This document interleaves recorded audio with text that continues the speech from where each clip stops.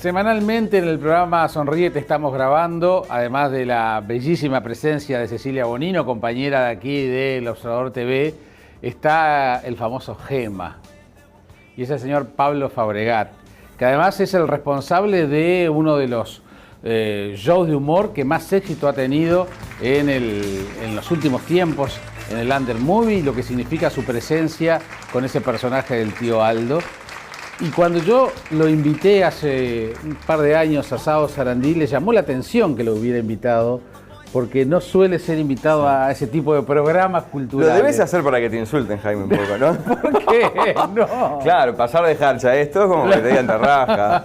Qué necesidad, ese tipo de cosas. Para nada. ¿Cómo le va? Todo bien, por suerte. Un gusto muy bien. recibirlo. Pero un placer, muchas gracias. Es más, yo lo estaba viendo seguido esto y un momento pensé que estaba en una lista negra. O había un conflicto interno o algo, porque hay mucha gente indeseable acá, ¿verdad? Por mí no. Por mí sabés que no. No, el único que me voy a invitar acá eras vos. Bueno, de hecho acá está. Menos aún Beponi, no, bajo ningún concepto. Aunque me había amenazado algún día a contar miserias mías acá, pero ¿Sí? Por suerte no. Bien, sos un hombre de medios, trabajás en Océano FM, o sea, sabes bien cómo son estas cosas. ¿Te has puesto a analizar cuál es el fenómeno que generó Tío Aldo? No. Hablemos en serio. Bueno, sí, Ahora hablemos en serio. No, analizarlo sí, lo he intentado analizar. Pasa que muchas veces es imposible descubrir por qué funcionó algo que yo no pretendía ni quise que pasara, ¿no? En el sentido de que el personaje me permitió sin duda estar hoy acá donde, o sea, todo lo que he hecho fue porque lo primero que hice fue eso y funcionó. Si yo hacía, en vez del tío Aldo, hacía el tío Jaime y no funcionaba, capaz que ahora estaría trabajando de administrativo, ponele, o de una... O capaz que periodista de ese lado, yo qué sé, pero no haría lo que haría hoy, que es hacer humor. ¿Cuál es tu vocación? ¿Cuál era? ¿Cuál era cuando te decían qué vas a hacer cuando seas grande? ¿Qué decías? Sí, no, yo toda la vida pensé que iba a ser periodista deportivo. Después, ya en facultad, mi idea era no ser periodista deportivo, sino ser periodista en general. Y mi idea era ser periodista de prensa escrita. Es más, cuando yo vengo acá, tiene hasta como un sentido, porque cuando era estudiante, yo mandé, es medio raro el cuento, pero yo mandé currículum a 4 lados. En algunos me reuní y todo. Fui a búsqueda y se lo dejé a Paulillo. Te podías haber cruzado con él. Que hoy vino. Claro, porque Tomás Lin era profesor mío, Claro. Entonces tenía como un vínculo y me gustaba el estilo de búsqueda. Entregué un currículum en Océano. Tiempo después trabajé ahí. Poco tiempo después, no tanto, 2 o 3 años después. Dejé también, me reuní y dejé un currículum en Canal 12 con Carlos Restano, el padre de Eugenio, que hoy es el gerente de Canal 12. O sea, también insólitamente al tiempo de Milagro ustedes ahí. Y acá, con Pereira y Simón Gómez, que eran los 2 editores del diario hace 10 años, ponele. Y llegué a escribir en El Observador algunas notas a modo de freelance, en periodismo deportivo, pero no de fútbol. Me acuerdo que hice una nota de los hermanos Pepusa y Marcelo Pérez. Escribí una nota de kitesurf, una de squash, una de mujeres jugando al fútbol y varias notas más. Ah, pero digo, ¿tuviste contacto con la redacción? Sí, no, ojo, no venía, no, era todo por correo. Yo escribía y mandaba sí. Y salía publicado. Es más, tengo hasta esos recortes guardados como diciendo, bueno, claro. está lo único de periodismo en serio, que era para lo que estudié, ¿no? Y después, bueno, claro, a Gustavo Rey se le ocurrió que yo podía hacer humor. Él fue el que vio esa beta. Yo no la veía y no creía tener un potencial. Hasta hoy a veces dudo, que evidentemente lo tengo porque funciona en los espectáculos privados, hasta teatrales, entrecomilladamente. Pero claro, el tío Aldo hizo algo que fue impresionante porque fue, bueno, no solamente meterme en los medios, sino que después también generarme a mí como una especie de limpieza, ¿cómo decirlo de una forma que no sea tan extraña? Como un fenómeno medio raro porque yo al principio en televisión, todo lo que hago es tío Aldo, ¿no? Y alguien que es medio tímido o introvertido como yo, era como ponerse eso y ser otra persona. Capaz que muchas veces me dicen que yo sería el tío Aldo si fuera y diría lo primero que pienso, que creo que en algunas cosas sí, en otras no. También me ha dado muchísimas cosas positivas. Me ha dado, bueno, no solamente el fin de poder comprar un inmueble, que laburando en radio, Sí. hubiera estado 50 años capaz remando, ¿no? Me dio la posibilidad de ser un taxi. O sea, de agarrar mucha más calle de la que tenía. Hoy me dicen, tenés que hacer un show y en casi todos los barrios de Montevideo he estado. Entonces ya sé trasladarme por un lado para el otro. Te da también oficio. Yo no sé cuántos, ya a esta altura he pasado los 1500 shows, creo, ¿no? pero también todo eso te da una carpeta ayudado por la radio, ¿no? Yo creo que también el éxito, de vuelta entre comillas, que creo que lo tiene el personaje, Sí, claro. está ayudado porque la radio, que es donde yo empecé, te genera esa cosa del ejercicio del todo el tiempo tenés que decir algo. Claro. Y es más, yo a veces estoy haciendo show, que ayer me pasó en uno, que yo estoy hablando y yo, en el libro de Leonel García, Gente Seria, también yo cuento un poco la cosa rara de que yo no me guiono antes. Por esa cuestión de que no tengo beta actoral, ni de libretista, ni de guionista, nada. Entonces yo armo una estructura y la voy diciendo. Pero yo a veces, ayer, por ejemplo, estaba en un momento del show, estoy hablando y diciendo, ¿a dónde voy ahora? ¿Qué? Hasta me olvidé de una parte de un monólogo, pero la gente no lo notó. Y eso también es una cosa de ayuda de la radio, que a su vez también el personaje después retroalimentó a lo de la radio, de siempre tener que decir y tal. A veces lo jodido es que cuando uno es con humor, que siempre tenés que decir algo que sea gracioso.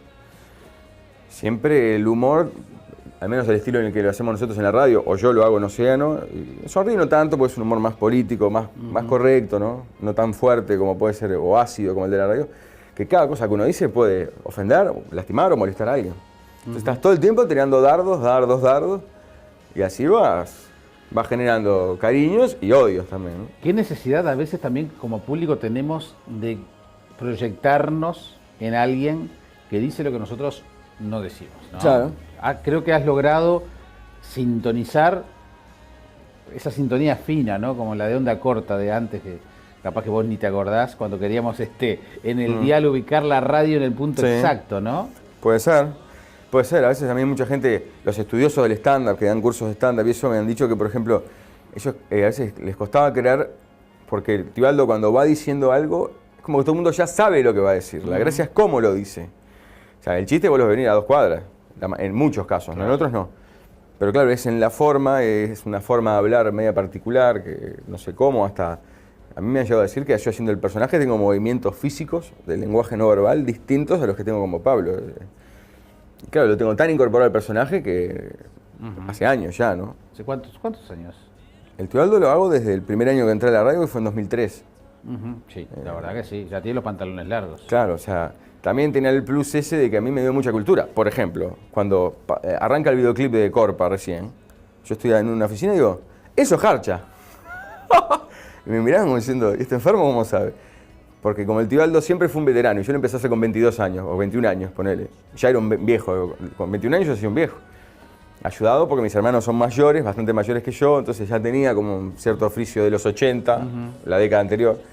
Y después también, por escuchar mucho y ser medio esponja, fui absorbiendo conceptos y es como que también me amplió un poco la cultura general, ¿no? ¿Y a quién es el que vemos en Sonríe? ¿Quién es el Pablo Fabregat? ¿Es más cerca del tío Aldo?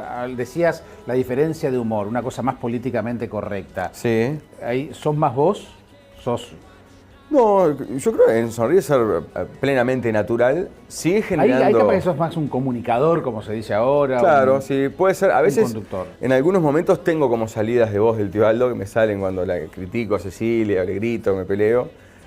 Pero también yo ahí compongo un personaje, ¿no? En el sentido de que el Pablo Fabregat Sonríe, que es el que está ahí un poco en pantalla, es el que ha creído totalmente que es el divo de la televisión, que es el Tinelli uruguayo, que el éxito del programa es de él. Entonces, a mí componer ese personaje desde un poco el absurdo, que tal el que lo crea bien y el que no lo crea, bárbaro, ¿no? Bueno, de hecho funciona. Digo, es un programa que ha funcionado muy bien. Y funciona muy bien. Sí, obvio. Han logrado con Cecilia primero entenderse, porque no es fácil. También digo, no es que Cecilia no sea fácil. Digo, sí, generar el lenguaje generar un un vínculo, ¿no? Y por otro lado, el hecho de que la gente los acepte. Digo, vos lo sabés muy bien. El público es muy cruel. Pues decir, al que le guste bien, al que no le gusta. No es tan fácil. En los medios mantenerse no es muy fácil tampoco. No es fácil, ¿no? No es fácil. Porque aparte los uruguayos siempre tenemos esa cosa de criticarnos mucho más a nosotros que a lo de afuera, ¿no? Si capaz que si Sonríe, o otro, o lo que sea, fuera argentino, sería mucho más aceptado. Es como que nosotros, es algo medio raro lo que nos pasa, ¿no? Nosotros nos criticamos y queremos que nos dar más de lo que le pedimos a lo de afuera. Ah, sí. Y a veces es imposible por un tema de recursos. Y también está, obviamente, lo otro, que yo hasta hoy lo hago, es que este oficio, el que tenemos nosotros acá, como el de hacer reír o el que sea, es algo que todo el mundo puede valorar tu trabajo sin tener o teniendo herramientas que le den una posibilidad de hacer una crítica real. O sea, si yo voy a la carnicería, capaz que conozco al carnicero cómo labura y cómo me atiende a mí. Pero con eso no me puedo hacer una imagen. Puedo sí tener un concepto. Pero yo veo 3 minutos de sonríe y puedo decir, ¿te lo que es un fenómeno o te lo que es un vejiga? Y ya está. Eso quedó y para esa persona estás ahí, ¿no? Sí, sí. Y también hay como un morbo, que a mí me pasa mucho en los shows, y yo lo pensaba ayer en este que tuve, de que son fenómenos psicológicos raros. Hablándole a 100 personas, por ejemplo. Y capaz que 97 se lloran la risa y se divierten bárbaro. Pero hay 2 con cara de traste permanente, y a vos, a los que los mirás, como diciendo, con ustedes 2 es el negocio. O sea, ¿por qué es la cara esa? Y es una cosa extraña al final, ¿no? Porque es como que si está, importa, son 2 de 100. Está bien. Si no se quieren divertir o si me odian, que se manejen. Pero tu compromiso es para que esos 2, cambiarles la cara a claro, esos es cada 2. tanto mirarlo y decís vos, pero ¿por qué los miro tanto? Pues en el fondo es como que uno necesita querer a todo el mundo, ¿no? Ahí es una cosa medio inconsciente extraña ahí. La aceptación, capaz. Pablo, en lo que fueron las últimas temporadas del Under Movie, ¿cuánta gente llevaste? Digo, un número así al azar. No, pero deben ser, sí, ponele, deben ser 15.000 personas, 20.000 personas por ahí. ¿Eso es un fenómeno teatral? Sí. Bueno, No sí, es claro. malo, digo, El Tibaldo, por ejemplo, tiene el récord que puedo decir que tengo en Movie, que es como un centro referencial de stand-up o de humor. Sí. Es que el tercer espectáculo que hice fue el que más duró en cartel. Fueron 2 años seguidos, que era el Acabose, que arrancó, que aparte, claro, arrancó antes de lo de la predicción maya. Pasaron la predicción maya, se cambió el título y, bueno, cambié el verbo en vez de futuro pasado y seguí con eso. Bueno, por eso. Pero entonces, y ahí fue cuando yo yo nunca había visto un show tuyo.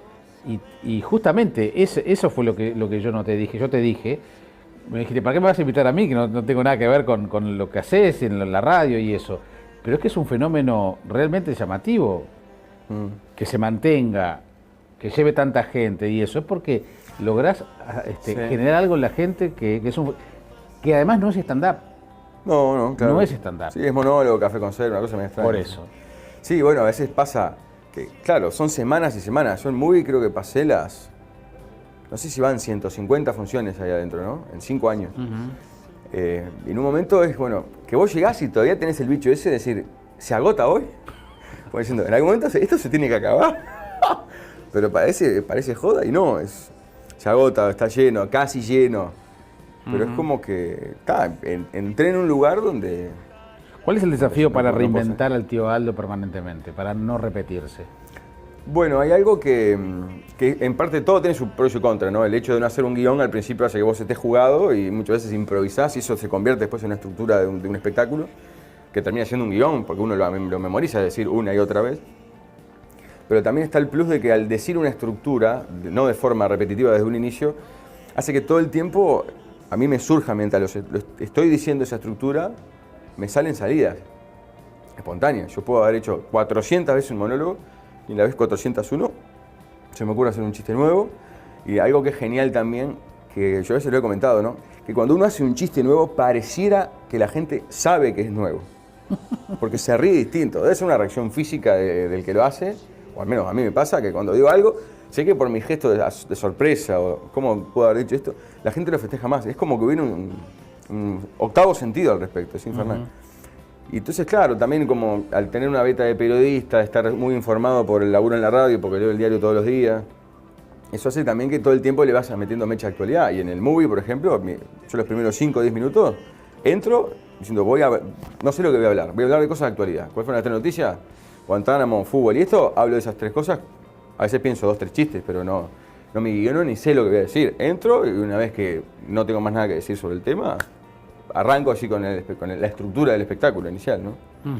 ¿Cuál va a ser el futuro del tío Aldo?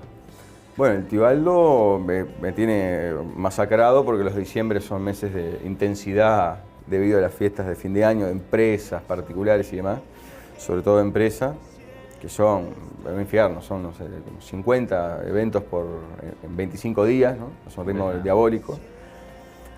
También, bueno, el tío Aldo va a seguir en la radio, que es como el lugar estable, ¿no? Ahí en Abrepalabra con Gustavo Rey. ¿Ya ingresó al mundo de la publicidad? Sí, hace tiempo ya, mira que le he sacado plata. Curré con ANCAP, el 1345 creo que era en su momento, hice cosas con el Santander, de la Copa Santander Libertadores, se le ha dado lindo, sí. Y bueno, ya está arreglado para el año que viene, en marzo o abril, vuelvo con D por Gol, con Gonzalo Geraví de Almovie. Y después ya en mayo arranca, después de un año sabático de Aldo en Movie Center, arranca el show del Tío Aldo 4, o como se le ponga en el fondo. Ahí seguirá. ¿Tiene representante el Tío Aldo? No, el representante del Tío Aldo soy yo, es Fabregat. ¿Sí?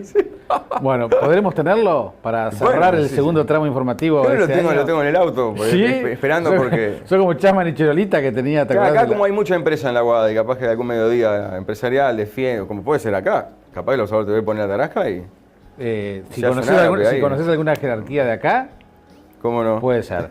¿Recibimos el Tío Aldo? Perfecto. ¿Un ratito? Dale. Gracias, Pablo. Por favor, un placer, Jaime. En los últimos tiempos, en el Under Movie, lo que significa su presencia con ese personaje del Tío Aldo. Y cuando yo lo invité hace un par de años a Sao Sarandí, le llamó la atención que lo hubiera invitado, porque no suele ser invitado a ese tipo de programas culturales. Lo debes hacer para que te insulten, Jaime, un poco, ¿no? ¿Por qué? No. Claro, pasar de jarcha a esto es como que te digan tarrasca. Qué necesidad, ese tipo de cosas. Para nada. ¿Cómo le va? Todo bien, por suerte. Un gusto muy bien. recibirlo. Pero un placer, muchas gracias. Es más, yo lo estaba viendo seguido esto y de momento pensé que estaba en una lista negra. O había un conflicto interno o algo. Porque hay mucha gente indeseable acá, ¿verdad? Por mí no. Por mí sabés que no. No, el único que me voy a invitar acá eras vos. Bueno, de hecho, acá está. Menos a un Bebonino, bajo ningún concepto. Semanalmente en el programa Sonríe te estamos grabando, además de la bellísima presencia de Cecilia Bonino, compañera de aquí del Observador TV, está el famoso Gema.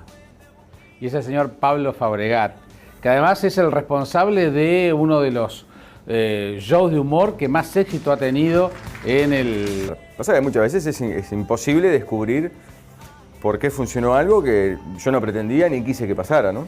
En el sentido de que el personaje me permitió sin duda estar hoy acá donde, o sea, todo lo que he hecho fue porque lo primero que hice fue eso y funcionó. Si yo hacía, en vez del Tío Aldo, hacía el Tío Jaime y no funcionaba, capaz que ahora estaría trabajando de administrativo. Porque me había amenazado algún día contar miserias mías acá, pero ¿Sí? Por suerte no. Bien, sos un hombre de medios, trabajás en Océano FM, o sea, sabes bien cómo son estas cosas. ¿Te has puesto a analizar cuál es el fenómeno que generó Tío Aldo? No. Hablemos en serio. Bueno, sí. Ahora hablemos en serio. No, analizarlo sí, lo he intentado analizar.